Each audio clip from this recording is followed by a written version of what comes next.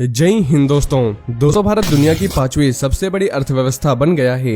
इसमें भारत का defence sector भी सहयोग कर रहा है। भारत इस सेक्टर में दुनिया का बड़ा प्लेयर बनने के रास्ते पर चल रहा है। अब न सिर्फ भारत ने विदेश से हथियारों का इंपोर्ट कम कर दिया है, बल्कि दुनिया के कई देशों को हथियार बेच भी रहा है। डिफेंस सेक्टर को पूरी तरह आत्मनिर्भर बनाने के लिए भारत ने इस सेक्टर में मेक इन इंडिया अभियान को चलाया है। और अगर पिछले 5 सालों की बात करें तो भारत ने ऐसे कई इम्पोर्टेंट कदम उठाए हैं जिससे भारत दुनिया में हथियारों का बड़ा सप्लायर बन सकता है।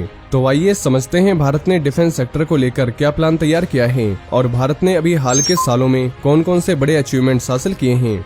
दोस्तों भारत डिफेंस क्षेत्र में खुद को बड़ा प्लेयर बनाने के लिए कई फ्रंट्स पर एक साथ काम कर रहा है। देसी तकनीक पर बेस्ड जमीन से हवा में मार करने वाली मिसाइल सिस्टम आकाश, आर्टिलरी गन सिस्टम धनुष, जमीन से हवा में मार करने वाली missile Agni 5, BrahMos, Pinaka rocket system, Pinaka missile system, anti tank guided missile, Helina जैसे और भी कई प्रोजेक्ट पर भारत काम कर रहा है। साथ ही रिपोर्ट्स के मुताबिक सरकार की ओर से अब तक 500 से ज्यादा डिफेंस इंडस्ट्रियल लाइसेंस 351 कंपनियों को जारी किया जा चुका है, जिससे अब इस अभियान में और भी तेजी आएगी। वहीं 2 सितंबर को प्रधानमंत्री नरेंद्र मोदी ने INS विक्रांत को नेवी में कमीशन किया था। 20,000 करोड़ रुपए की लागत से तैयार ये एयरक्राफ्ट कैरियर पूरी तरह से स्वदेशी है। वैसे विक्रांत का फ्लाइट डेक 2 फुटबॉल मैदान के बराबर है और विक्रांत के आने से भारत भी उन चुनिंदा देशों की लिस्ट में शामिल हो गया है जिनके पास खुद एयरक्राफ्ट कैरियर डिजाइन करने और निर्माण करने की क्षमता है। इस कैरियर को इंडियन नेवी के in house directorate of naval design DND ने डिजाइन किया है। इसका निर्माण कोचिन शिपयार्ड लिमिटेड ने किया है और इस कैरियर का नाम भारत के पहले एयरक्राफ्ट कैरियर INS विक्रांत के नाम पर रखा गया है, जो कई साल पहले रिटायर हो चुका है। वैसे INS विक्रांत के इंडियन नेवी में शामिल होने से अब इंडियन नेवी के पास 2 एयरक्राफ्ट कैरियर हो गए हैं, एक INS विक्रांत और दूसरा INS विक्रमादित्य। दोस्तों स्वदेशी एयरक्राफ्ट कैरियर विक्रांत का मोटो यानी आदर्श वाक्य है जयम सम युद्धि स्पृधा। ऋग्वेद से लिए गए इस लाइन का मतलब है अगर मुझसे कोई लड़ने आया तो मैं उसे परास्त यानी हरा के ही रहूंगा। वहीं आपको बता दें कि डिफेंस कॉरिडोर से भी भारत को रफ्तार मिलेगी। दोस्तों डिफेंस कॉरिडोर सरकार का एक इम्पोर्टेंट प्रोजेक्ट है और ये खासकर डिफेंस सेक्टर से जुड़ा मामला है। डिफेंस कॉरिडोर एक रूट होता है जिसमें कई शहर शामिल होते हैं। इन शहरों में सेना के काम आने वाले सामानों के निर्माण के लिए इंडस्ट्री उद्योग डेवलप किया जाता है, जहां कई कंपनियां हिस्सा लेती है। इस कॉरिडोर में पब्लिक सेक्टर, प्राइवेट सेक्टर और MSAE जैसी कंपनियां हिस्सा लेती है। इस कॉरिडोर में वो भी इंडस्ट्रियल इंस्टीट्यूट भी शामिल होते हैं जो कि सेना के सामानों का निर्माण करते हैं। वहीं अगर इसके इम्पोर्टेंस की बात करें तो दोस्तों डिफेंस प्रोडक्शन के क्षेत्र में आत्मनिर्भर बनने की दिशा में डिफेंस कॉरिडोर का एक इम्पोर्टेंट रोल है। दरअसल अभी भारत डिफेंस सेक्टर की अपनी जरूरतों को पूरा करने के लिए विदेशों पर निर्भर है, जो अब धीरे धीरे कम हो रहा है। साथ ही भारत ज्यादातर हथियार दूसरे देशों से इंपोर्ट करता रहा है और डिफेंस कॉरिडोर के तहत इंटरनेशनल लेवल की डिफेंस प्रोडक्ट और हथियारों का प्रोडक्शन होने के साथ ही इन डिफेंस कॉरिडोरों के कारण रीजनल इंडस्ट्रीज का डेवलपमेंट होगा और नए रोजगारों का मौका मिलेगा। साथ ही इंडस्ट्री डिफेंस प्रोडक्शन के लिए ग्लोबल सप्लाई चेन के साथ भी जुड़ सकेंगे।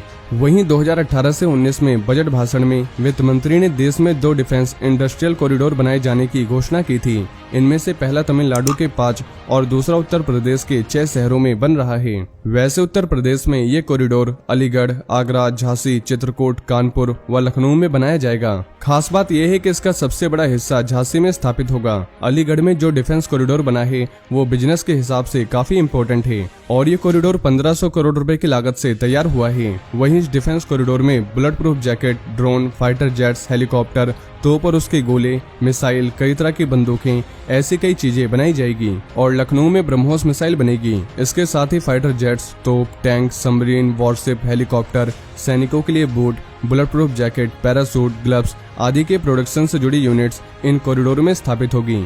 तो अब आइए डिफेंस सेक्टर में भारत की कुछ और बड़ी अचीवमेंट्स के बारे में भी जान लेते हैं। नंबर 1, 10,000 फीट की ऊंचाई पर मनाली लेह हाईवे पर अटल टनल बनाकर वर्ल्ड रिकॉर्ड बनाया गया है। यहां तापमान -डिग्री पर होते हुए भी काम जारी रखा गया था, जो भारत की शक्ति को दिखाता है। नंबर 2, शॉर्ट रेंज की बैलिस्टिक मिसाइल पृथ्वी 2 के जरिए एक छोटे से टारगेट को सफलतापूर्वक हिट किया गया है और मिसाइल के जरिए इतना सटीक निशाना लगाने का सिस्टम अभी तक सिर्फ अमेरिका और चीन जैसे देशों के पास ही मौजूद था। नंबर 3, लेजर तकनीक पर बेस्ड स्वदेश निर्मित anti tank guided missile ATGM का सफल टेस्ट। नंबर 4, सर्च और रेस्क्यू के लिए भारत में ही निर्मित एडवांस लाइट हेलीकॉप्टर MK3 को इंडियन नेवी को सौंपा गया। नंबर 5, DRDO ने न्यू जनरेशन की अग्नि P मिसाइल का सफल टेस्ट किया है। Number 6 high speed expendable aerial target HEAT यानी अभ्यास का सफलतापूर्वक टेस्ट किया गया और ये एक स्वदेशी सिस्टम है। नंबर 7 सीमा पर किसी भी एक्टिविटी, निर्माण व बदलाव आदि पर नजर रखने के लिए COE सुरवी तकनीक का निर्माण किया गया है और ये AI बेस्ड है। नंबर 8 साल 2021 से 22 में भारत ने डिफेंस सेक्टर में 12,815 करोड़ रुपए का वेपन और इक्विपमेंट्स दूसरे देशों को बेचा है। नंबर 9 सीमा सड़क संगठन यानी बॉर्डर रोड ऑर्गेनाइजेशन BRO ने सड़क बनाने में गिनीज वर्ल्ड रिकॉर्ड बनाया है, जिसमें लद्दाख में 19,024 फीट की ऊंचाई पर व्हीकल्स की आवाजाही के लिए एक सड़क बनाई गई है।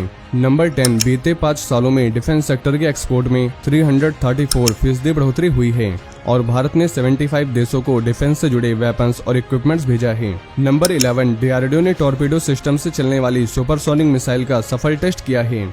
तो दोस्तों, ये भारत के कुछ ऐसे बड़े अचीवमेंट्स हैं जो भारत की बढ़ती ताकत को दिखाते हैं, लेकिन ये यहीं तक सीमित नहीं है। इसके अलावा भी और भी कई प्रोजेक्ट्स हैं जिन पर लगातार काम जारी है। यानी दोस्तों, भारत ने तय कर लिया है कि वो डिफेंस के क्षेत्र में पश्चिमी या दूसरे देशों से निर्भरता कम करेगा। इसके साथ ही अपनी जरूरतों को पूरा करने के लिए स्वदेश निर्मित हथियारों को बढ़ावा देगा। डिफेंस के क्षेत्र में भारत दुनिया के बड़े बाजारों में से एक है, इसलिए सरकार का पूरा ध्यान इस सेक्टर में आत्मनिर्भरता को बढ़ाना है और मेक इन इंडिया अभियान में डिफेंस सेक्टर एक इम्पोर्टेंट भूमिका निभा रहा है। साथ ही बीते कुछ दिनों में आपने देखा होगा कि भारत ने सेना को कई हथियार दिए हैं जो पूरी तरह से स्वदेशी तकनीक पर बेस्ड है और INS विक्रांत इसका सबसे बड़ा एग्जाम्पल है। वहीं आपको बता दें कि भारत दुनिया में तीसरा ऐसा देश है जो डिफेंस के क्षेत्र में सबसे ज्यादा खर्च करता है। वैसे भारत सरकार ने टारगेट तय किया है कि 2025 तक भारत डिफेंस सेक्टर में $25 बिलियन एक्सपोर्ट करके कमाएगा और इसमें $5 बिलियन एयर स्पेस के क्षेत्र से जुड़ा है। तो दोस्तों, मुझे उम्मीद है अब आपको ये पता चल गया होगा कि भारत एक ताकतवर देश के रूप में